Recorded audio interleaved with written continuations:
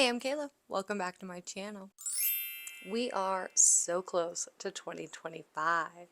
I've been thinking about how I want to kick off my book journal, and I thought it'd be great if I jumped on and talked about what some of the ideas and prompts you could put in your reading journal. So today I have 25 ideas for your reading journal. I'm also going to flip through my 2024 reading journal, show you what worked for me, what didn't work, and talk about what I'm going to do in 2025. 25 ideas. Let's go. To kick us off, I will talk about the way I bullet journal, which is monthly summaries. So at the end of the month, I list what books I read, the authors, the star rating. Sometimes I will organize it by genre, or I'll put the type of book. I like to make sure I note when I have books from the library, or maybe it's a library book that I read and I want to actually purchase this one.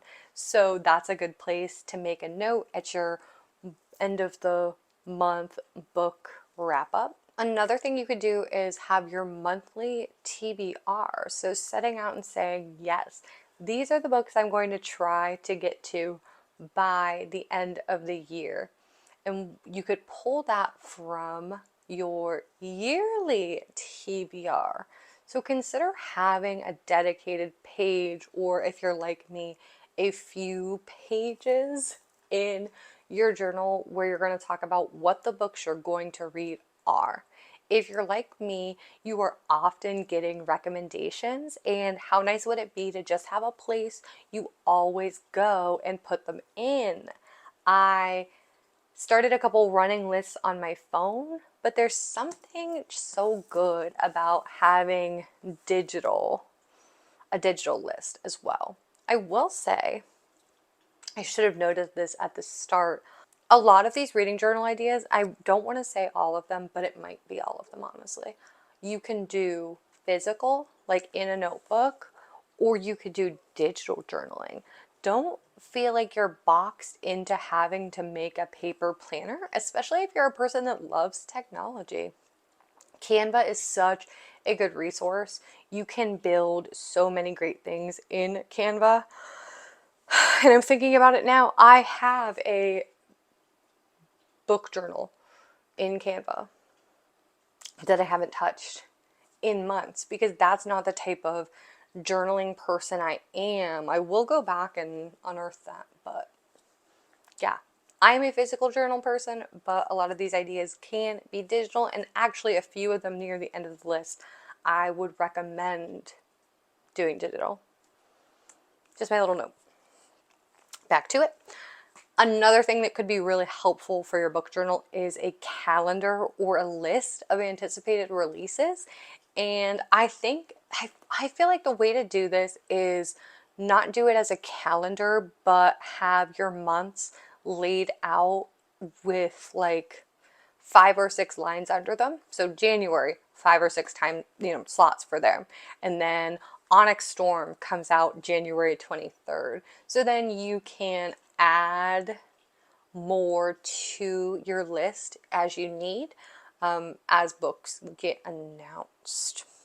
So maybe do it that way. I showed you my library hauls page that was in my Artists of Life book journal, but you could also do a library, like the trips. You could do a library savings tracker. So looking up how much those books are and calculating what it would have cost if you purchased those books rather than using your community library. I've seen some people do this. I think it's awesome. I have my list from 2024, and I literally just told my partner, like, I don't think we need to go. I've renewed my books till January, so I don't think I will go to the library. So once I get closer to the end of the year, I'm going to calculate my savings and see just how much I saved by reading library books. And I got some really good popular library books this year.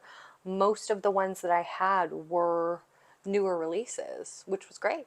Another list that I had in my own book journal is the 5-star reads This is such a good, I think this page is great for so many reasons. You get to revisit your favorite books, but often I am asked what I recommend people to read, and it always feels like it puts me on the spot a little bit. But having this 5-star list really helps because I know that these are books that I thought were great.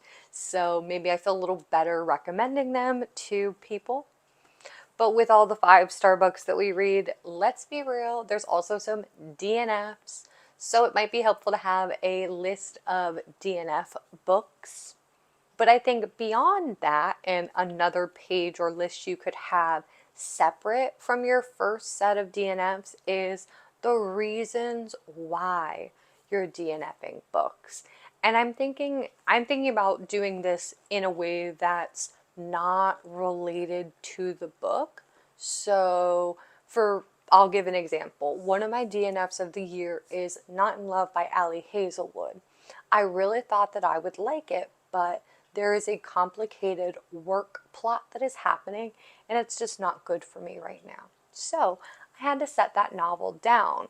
So thinking about that, I would put Not in Love on my DNFs list.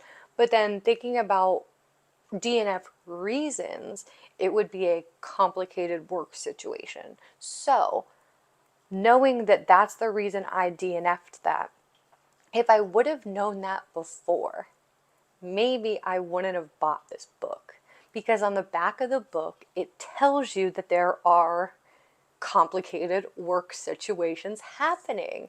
Maybe I could have saved myself from picking up a book that wasn't my favorite if I knew why I had DNF'd it in the first place, which I might have just talked in circles, but I think it's good to know why you're not DNFing books. I'm not saying you have to do this for all of them. Like, if there's a book that you read and you just hated it, you don't have to write, I hated the stupid character in this book. But I'm just thinking about ways to personalize your reading journal and make it useful for you. Not just for the year that you're using it, but down the line too. That's the other thing I love about planners and journals. It's getting to see the progress, getting to see the growth, and getting to go back and revisit all of those memories, all those things. Books hold such great memories. So getting to go back to your reading is a little treat. I love how that got me. I went on that tangent after talking about DNFing books. That's the best. Another page in my reading journal that I need to update is my series tracker page. And I think this is just fantastic. There are so many series out there. I start a lot of series, ones that are both about the same characters and ones that are interconnected standalones. I think the interconnected standalones are the easiest to forget because you might read book 3 about another couple and you're not even thinking about book 1 or 2, because why would you be? So series trackers are a good way to keep up with what series you've been reading. For example, I was working on my DNFs list today and I completely forgot that there were 3 Anna Wong series, like book series. I've read, there's like 2 of them, the Kings series and the Twisted series, and my brain just like conflated them and I thought they were one. And I was looking through my series tracker today and I was like, wait, those are different books. So you never know when it might help you. Another thing that might help you, and it definitely helped me this year, that is a book budget page. You can do this in a few ways. You can track your spending here. You can set up spending goals. Maybe there's periods where you're going to, you know that your year is a little more financially heavy. So those are periods where you want to have no buys. I think a book budget is a responsible page to have. It might not be a fun one, but you can make budgeting fun. So consider that. One that is fun is a book wish list. I find myself going to the bookstore and being shocked. Not because I've never seen these books. That's the problem. I've seen these books way too many times. And so I go and it's just like, I want them all. And so sometimes I'll go to the bookstore and I don't have a plan and I don't like that. So I really want to get I'm going to start myself a physical books wish list. So then every time I get ready to go to the bookstore, I can look at this list and think about what the books I've sat down and said I wanted are.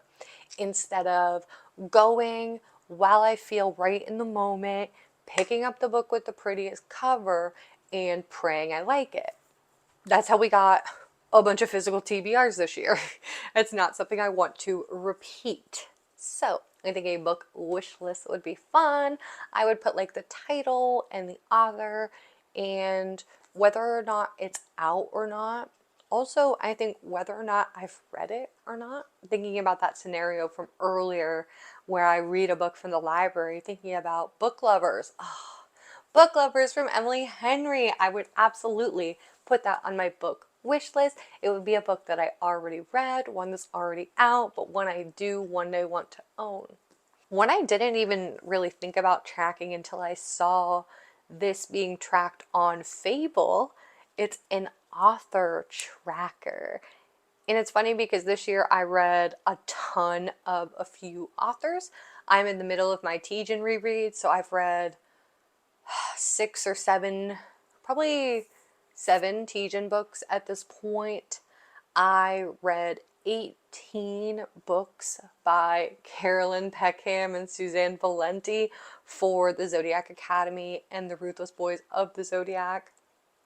So seeing those stats for myself, I was like, ooh, I had some big reads this year. And then I had 3 books read from a lot of authors.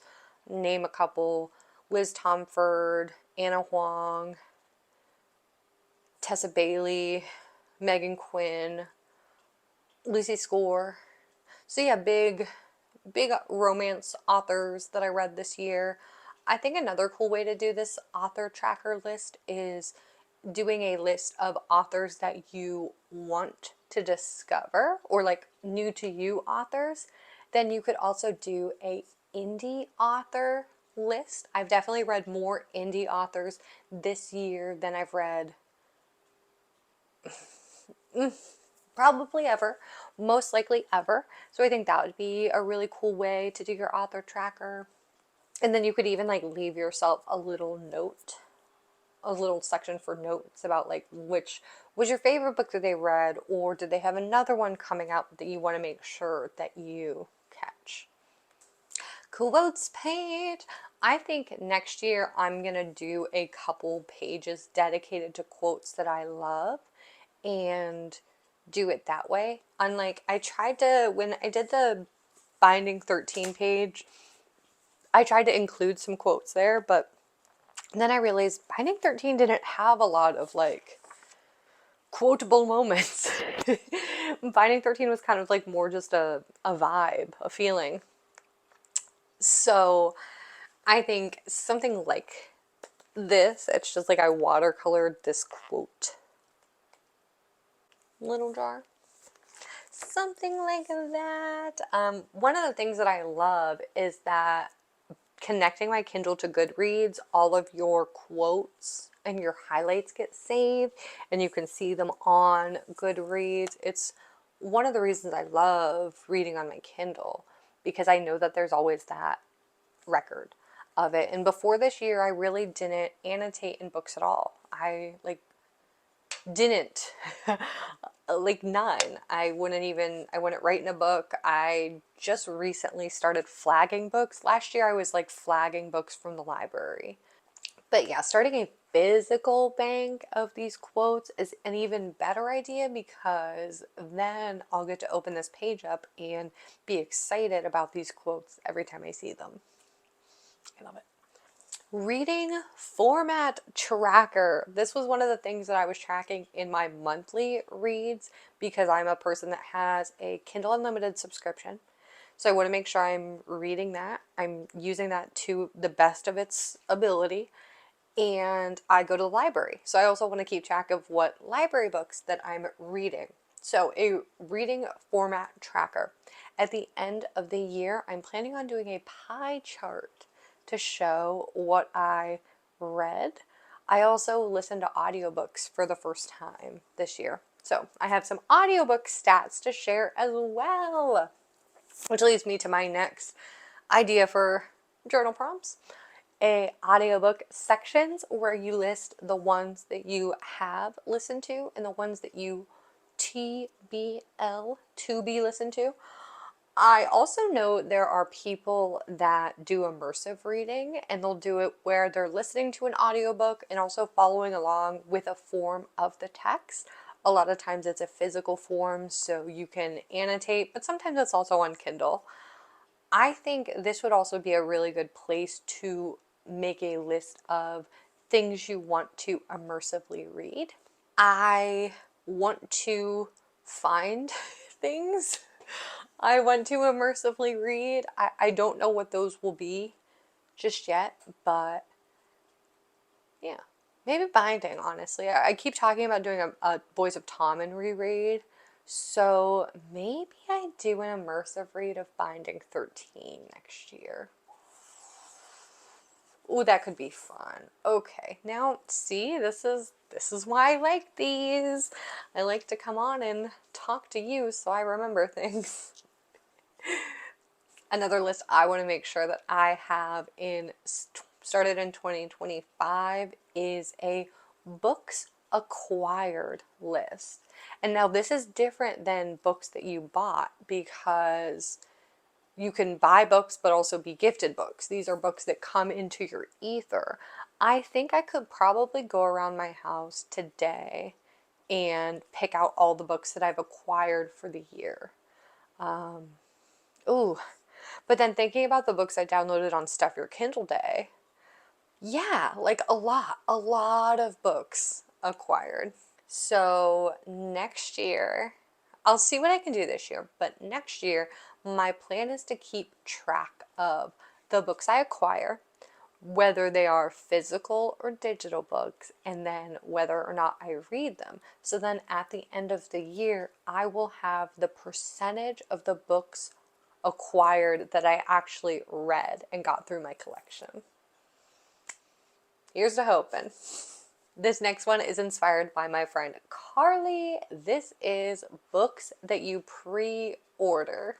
And she was talking about how dangerous it can be sometimes when she pre-orders books so far in advance of them being released, because you can forget that you pre-ordered them, and what if you double buy? So we're looking at a book that doesn't come out until August, and it's already out for pre-release, and it's a special edition, so it's probably going to sell out. So the likelihood that I remember in August, in 9 months, that I pre-ordered this book, I don't know. So I think this year in my 2025 reading journal, I'm going to put a dedicated page to like pre-orders and anticipated releases, and then I can put on there whether or not I've pre-ordered them, whether or not they've come in, and then whether or not I've read them. So then I can go back and look at my pre-order / anticipated releases page and see, did I overdo it? Like, did I read the books that I pre-ordered? The only book I pre-ordered this year, and the first book I've ever pre-ordered, was the special edition of Finding 13, and it came and it was so pretty. I didn't want to annotate it. And I ordered it in like July, and it didn't come until September. So that is my experience with pre-ordering books. One page I think would be really cool to do digitally. If I was going to do any pages digitally, it would be this one, and that is my favorite covers of the year and your favorite special editions of the year. I think this is a really cool list to keep, because special editions are usually ones that come and go. So to be able to look back and be like, oh wow, that was the special edition. Like, for example, the Tejan book that's coming out next week has 3 different copies of it. It has 3 different copies of it. This book hasn't even come out. I own them all on Kindle. So I'm going to end up buying the Kindle copy. But then I'm also going to go to the New Romantics bookstore. It just opened. It's Orlando's first romance only bookstore. It is a woman owned bookstore. I'm very excited to go. I'm going on the release date of Cade, but I don't know if it's going to be there. But if it is, I'm going to buy it. I was like, why was I even telling this story? Because we're talking about special editions. So I think that keeping a digital track of your favorite covers and your favorite special releases will just bring you joy. And Canva is probably the best place to do that. Where it feels like my TBR is never ending, I also have a bunch of reread books that I'm trying to get back into. I started one earlier this year. It was the Keaton Chronicles series by Julian Dodd. It is a high school series. She's like in a boarding school. It's like it's just fun and light. That universe has now grown up and their children have their own series. And so that series is like 4 or 5 books in. So my hope was to finish reading the Keaton Chronicles so I could go back and start the Eastbrook series, but I was reading it and then I started reading The Boys of Tommen, and the differences between the high school characters just got me so bad, and then I never went back. But I think I'll continue that one in 2025, and then I will finish my Fallen Crest High reread for the end of the year in anticipation for the last book to be released. I think what would be cool about keeping a reread tracker is that you could put in the first dates that you read the books and then the new dates. You could also update your reviews. You can list out things that you remembered from the book ahead of reading it, and then once you finished it, things that you forgot or things that you got wrong. I did that with the Keaton Chronicles books ahead of them, and I was like, oh wow, I forgot about this character and I forgot about this plot, but this other scene is so detailed in my brain. It'll just be nice to go back to books that are your favorite and get to dive back into your world. The other one that I want to keep track of more, and I have some time with 2024 still, is bookish memories. This can be so many different things. This could be author signings, this can be new bookstores, this could be book trips with friends, book discussions, clubs, anything that brings you that type of bookish joy. I've had so many wonderful book memories this year between friends getting back into reading really hard and just like voice memoing each other all about the books we're reading, to having shopping trips together, having just like sitting on my couch and reading books almost all night because we want to. So many great things, and I want to make sure that I have a record of them so I can just go back and remember the great book memories I had from this year. One that I thought was really cool, maybe a little kooky, but a reading spot tracker or like list. So thinking about at my home, there are the places that I like to read on the couch or in bed, but thinking about those places that you might not ever get to see again that you loved reading in, how cool would it be to just have a little picture or have a description of that place? Maybe you're on vacation and you read in a hammock for a few hours. Just remembering that day, remembering that reading session, and getting to remember your time on vacation. Just another added way to make your reading journal really feel personal and feel like it's ingrained to your life. Another page that you could have is an adaptations tracker. So many books end up being the inspiration for television shows and movies. So many Emily Henry, I feel like every single book that Emily Henry has written is on its way to becoming a film. So, with so many around, it might be good to keep a list of what's getting turned into a book, when it's coming out, or what's getting turned into a book, what books are being turned into movies or TV shows, when they're going to come out. If you're interested in rereading the book before or after you've seen the adaptation, I think that's a big discussion in the book community is, did the movie do it better than the book? A lot of times I will say no, but sometimes a movie can just be additive to a book. Thinking about you, Crazy Rich Asians. Thinking about you. Another list I think that would be a good idea to do digitally is doing character inspiration boards. And I've seen these done so many different ways, so many really cool ways. I've seen it done where people will take Pinterest pictures, screenshots, all those types of things and put them together. I've seen people make short form content. Here are all the hits. Here's what we think the character looks like. You could do a Canva page. I've also seen a lot of people do Spotify playlists that are inspired by a character or by a book. You can also take your Spotify playlist and create a QR code. And then I've seen people print the QR code and put them in books in your reading journal. So cool. So there's lots of ways that you can build a inspiration board. It doesn't have to be a character inspiration board either. It could be a location inspiration, like what you think about when the author sets the story. So many fun things you could do. And then finally, a Kindle Unlimited or any type of unlimited reading subscription.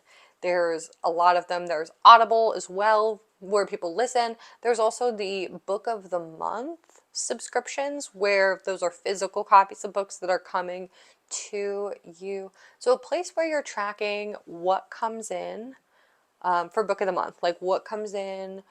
Did you read it? Did you like it? Would you read it again? So you can kind of see your stats. Are those books and is that subscription price worth it? For me, I have had Kindle Unlimited for the whole year, but I was finishing out I had a trial, so I didn't start paying for Kindle Unlimited until May. So I've paid for it for 7 months. It's about $84 for those 7 months, and I've read 41 books on Kindle Unlimited. So when you do the math there, it's about $2 a book. But thinking about it, these are a lot of the books that I read were 2024 releases. Very popular books. Off the top of my head, I can tell you on my Kindle Unlimited subscription, I read Fourth Wing. I read Elsie Silver. I read Anna Huang. I read books that are, $17 to $21 in Barnes and Noble. So thinking about it that way, wow, I really did save a lot by having this subscription. And I didn't just read on Kindle Unlimited. I own a lot of books in my actual Kindle library as well. All of the books that I've been rereading are ones that I've had in my Kindle. So I'm not done with the year just yet. It's the 11th. It's the 12th. No, it is the 11th. So we have some time left. I'll probably read at least a few more Kindle Unlimited books. But as far as the year goes, I definitely think it was a worthy subscription for me. I really love journals, stickers, planners. I've lived a lot in that space. I went through a period where I did a lot of bullet journaling, and before coming back to reading this year, planning was really one of my big hobbies. I have a bunch of planner stickers, planners, notebooks, all of that stuff, stationery, all still around my house. But this year I found myself planning less and reading much more. With that, I thought I needed to start combining my two loves of planning and reading and get a journal, planner, reading dealio going on. I started doing some planning in my giant 8x8 Archer and Olive notebook. I love this one. It's a vegan leather. It lays all the way flat and it's dot grid paper. So I find myself just coming to this book for everything. I've had it for a while. Look at, I even have started pages that I never got to. Don't worry, I do have a library trips page in my other bullet journal. My book journal, rather. That one's 5-star reads.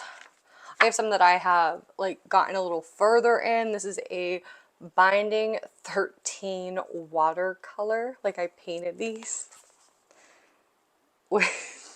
Thinking about that, that's crazy. In here I also have my bookshelf that I need to complete. Fallen Crest Public. I think these are books from October. So I have November to still fill out. And you don't need a special fancy bullet journal notebook. I have another planner. It's more like a life planner. It's actually called the Artist of Life planner. I have it right here. It's the Artist of Life workbook, rather. And this is where I've been putting a lot of my book stats. I have them in the back. I filmed for you, so I'll just show you that version of it. And what I'm doing is I'm keeping track of my monthly stats. I'm keeping track of my star rating. I'm trying to keep track of my page numbers and whether or not, like what type of book I was reading. I also have a 5-star read list. I guess it would be like a tracker, but like tracker list. I have a series reading tracker, which is also very far behind. I have a my no buy TBR jar challenge prompts in the back of here, and then I did make my library trips page.